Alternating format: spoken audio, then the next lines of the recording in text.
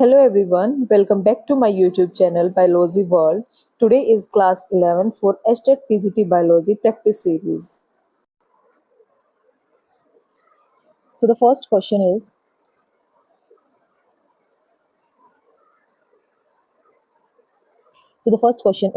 first land inhabiting plants are सबसे पहले धरती पर जो पौधे आए थे जिन्होंने शुरू किया था कॉलोनाइजेशन उनका नाम क्या है bryophytes pteridophytes gymnosperms angiosperms so correct option for this question is bryophytes जो ब्रायोफाइट्स होते हैं ये फर्स्ट प्लांट्स हैं जो कि लैंड के ऊपर ग्रो किए थे जिन्होंने कॉलोनीज बनाना शुरू किया था और ऑल्दो इनको वाटर की रिक्वायरमेंट होती है इनके रिप्रोडक्शन के लिए इसीलिए इनको एक और नाम से भी जाना जाता है जो कि है amphibians of plant kingdom.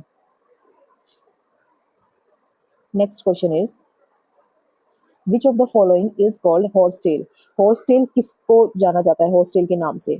So A option है इक्विस्टम, बी ऑप्शन है lycopodium, C marsilea, D selaginella. So correct option for this question is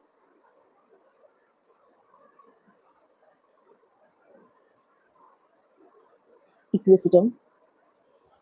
equisetum जो जीनस होता है वो वेस्कुलर प्लांट्स का जीनस है और इनके ना ब्रांच टाइप स्टेम होता है जो कि रिजेंबल करता है हॉर्सटेल से, इसीलिए इनको हॉर्सटेल बोला जाता है। Next question is at what stage the proembryo is formed. Pro embryo जो होता है वो कौन सी स्टेज के ऊपर बनता है? 4 सेल, 12 सेल, 18 सेल और 16 सेल। सो जो प्रो एम्ब्रियो होता है वो आपका 4 सेल पे बनता है। Option A is correct for this question. बहुत सारे प्लांट्स के जो जाइगोट होते हैं वो डिवीजन के अंदर चले जाते हैं एक प्रो एम्ब्रियो बनाने के लिए और जो 4 सेल स्टेज होती है ये सबसे पहले डिस्टिंक्ट करती है, मतलब दिखती है स्टेज एम्ब्रियो के डेवलपमेंट के टाइम पे और ये बाद में फिर से डिफरेंशिएट करती है। So 4 cell stage is the proembryo is formed. Next question is hexacanth क्या है? हेक्सागेंथ हेड है, ए 6 हुक्ड एम्ब्रियो है, नेक्ड एम्ब्रियो है, अडल्ट टैप वॉर्म है। क्या है हेक्सागेंथ? हेक्सा नाम से ही आपको शो हो रहा है कि एक तो इसके अंदर 6 आएगा कुछ। सो आपके ऑप्शंस भी देख सकते हैं। A 6 hooked embryo, B option is correct for this question. ये एक एम्ब्रियो होता है जिसके अंदर 6 हुक्स होते हैं और इसको हम ओंकोस्फेयर भी बोलते हैं। ये किसकी लार्वल स्टेज होती है? ये टैपवॉर्म की लार्वल स्टेज होती है दैट हैव 6 हुक्स, जिसके पास 6 हुक होते हैं। किस लिए होते हैं वो हेल्प करते हैं अटैच करने में होस्ट के साथ, उसकी इंटेस्टाइनल वॉल के साथ। So correct option for this question is B.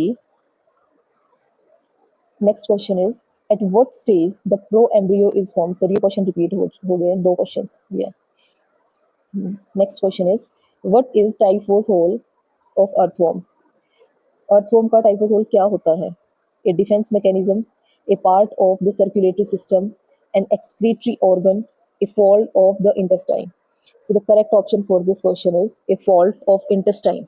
टाइफोसोल में एक इंटरनल फोल्ड होती है डोर्सल वॉल्स की इंटेस्टाइन के अंदर और इसका सबसे मेन फंक्शन होता है सरफेस एरिया को बढ़ाना, किसके लिए? एब्जॉर्प्शन के लिए, जो कि डाइजेस्ट किए जाते हैं न्यूट्रिएंट्स वगैरह वहां के लिए। Next question is tube fit occurs in. Tube fit किसके अंदर होते हैं? स्नेल्स के अंदर? नहीं। स्टारफिश के अंदर? Yes. Cuttlefish? No. Catfish? No. So tube feet किसके अंदर होते हैं? स्टारफिश के अंदर होते हैं और इनको हम पोडिया भी बोलते हैं। इनका ये एक इकाइनोडर्म्स की ही कैरेक्टरिस्टिक होती है और स्टारफिश के अंदर ये एक वाटर वेस्कुलर सिस्टम का पार्ट होता है जो कि किसके लिए यूज होता है? लोकोमोशन के लिए, अटैचमेंट के लिए और मेनली फीडिंग के लिए भी इसको यूज करते हैं। Now the next question is limbless amphibians have। limbless amphibians कौन से होते हैं? के पास क्या होता है?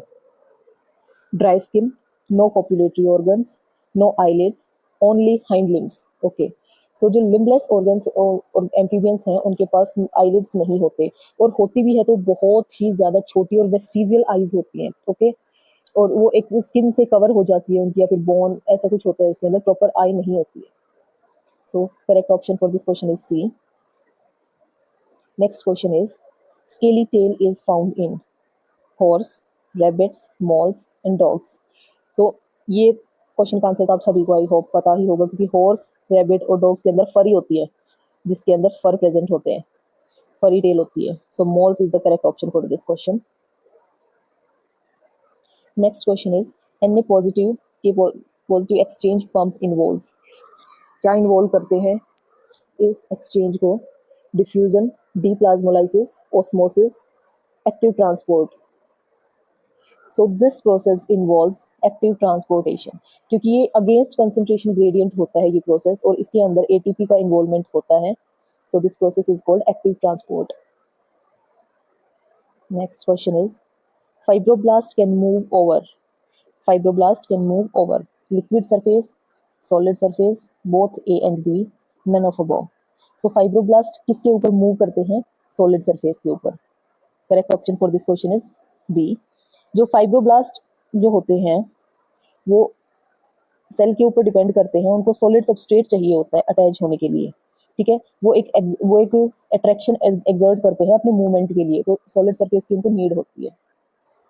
Next question is DNA synthesis is studied by incorporation of radio-labeled adenine, riboxamide, no, uracil, no, uracil का तो कोई मतलब ही नहीं बनता, थाइमिडीन, यस, थाइमिडीन को यूज किया जाता है सिंथेसिस, डीएनए सिंथेसिस की स्टडी के लिए इसको रेडियो लेबल किया जाता है।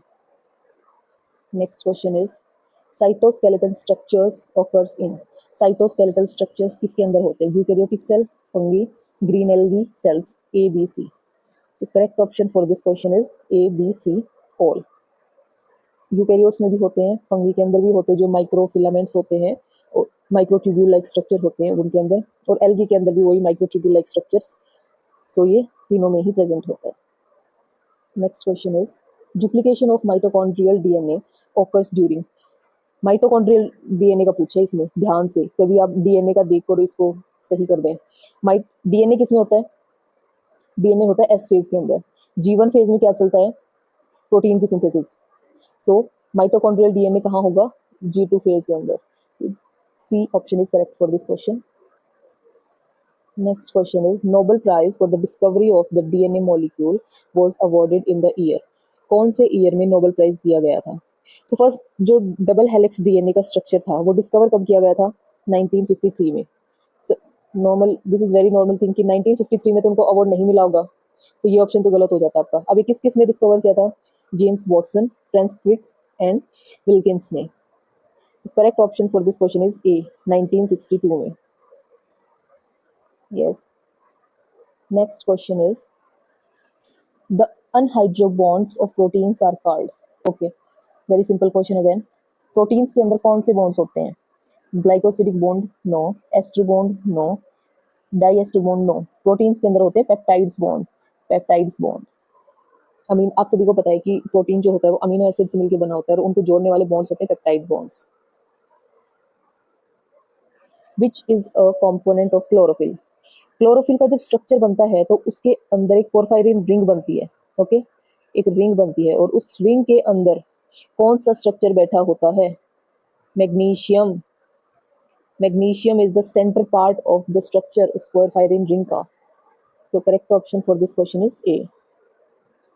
Next question is separation of chromatid segments occurs in between two gaps by, जो सेपरेशन होता है क्रोमेटिड सेगमेंट्स का, ठीक है, वो किन दो गैप्स के बीच में होता है, ये आपको बताना है। तो U protein, okay, exonuclease, okay, unwindase, unwindase का इसमें कोई रोल नहीं है। Correct option is D, U protein and exonuclease. Next question, a woman choose a man for the support of her child. She has blood group A, her child O, and the man B. Okay, could the man be the father of this child? Could both of them together produce such child? They cannot have child with O blood group, both A and B.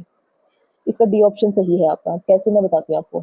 जो mother और father के पास जो recessive अलील होगा वो होगा is like this, B और आई। तो इनके जो ये दोनों अलील्स मिलके बनाएंगे O blood group. So both A and B statement are correct. Next question is, when a chromosome shows gene ABCD, DCBA, this type of chromosomal aberration is termed as deletion, translocation, duplication, inversion. So this process is inversion. एकदम inverse हो रहा है ना, तो A का B A ऐसे लिखेंगे तो मतलब inverse हो रहा है. So this is inversion. Correct option is D. Next question is, the triplet UAG, UAA and UGA are called nonsense tense, initiating codes, terminating codes A and C. So as we all know, nonsense और terminating codes ये एक साथ आ सकते हैं हमारे, initiating तो इसके साथ आएगा नहीं. So D option is the correct option. इनको इसलिए कहा जाता है नॉनसेंस टेन क्योंकि किसी भी अमीनो एसिड को कोड नहीं करते हैं. Okay, next question is which enzyme catalyse the conversion of RNA to DNA. जब डीएनए से आरएनए बनता है उसको हम बोलते हैं ट्रांसक्रिप्शन. एंड जब रिटर्न में वो प्रोसेस होती है जहां पर आरएनए टेम्पलेट से डीएनए बनता है उस प्रोसेस को बोलते हैं रिवर्स ट्रांसक्रिप्टेज, रिवर्स ट्रांसक्रिप्शन. सो वो किसकी हेल्प से होता है? रिवर्स ट्रांसक्रिप्टेज एंजाइम की हेल्प से होता है. So that's all for today. I think this is last question. Yes, I hope आप सभी को सीरीज पसंद आई होगी. So please be continue with me and keep sharing my classes. Thank you.